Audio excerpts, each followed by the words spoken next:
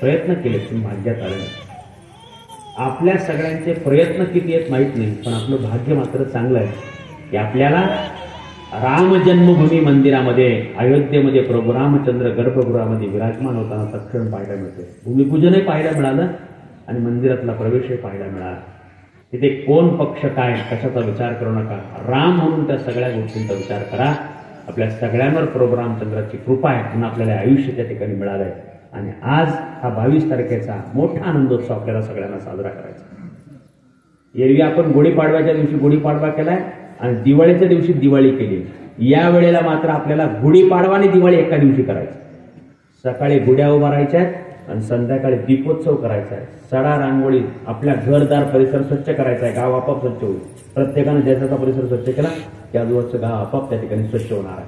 आणि म्हणून खऱ्या अर्थानं झाले रामराज्य काय उणे आमाची हा प्रसंग आपल्या जीवनामध्ये आहे. आणि म्हणून सगळ्यांनी दिवाळीसारखा सडा रांगोळी दीपोत्सव करायचा आहे. सगळं दिवाळीसारखं गोडधोड करायचं, पुरणपोळीचा नैवेद्य करायचा आहे. फक्त साड्या मागायच्या नाही यांच्याकडे, बाकी सगळं दिवाळीसारखी दिवाळी करायची.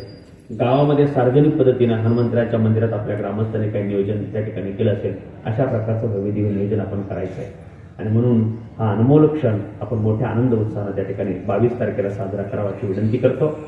येणाऱ्या 20 तारखेला श्री अगस्ती देवस्थान ट्रस्ट आणि अकोले तालुक्यातील सर्व देवस्थानांच्या वतीने अयोध्या राम जन्मभूमी मंदिराचा आनंदोत्सव म्हणून भव्यदिव्य अशा प्रकारचा उत्सव अगस्ती आश्रम अकोले या ठिकाणी होणार आहे.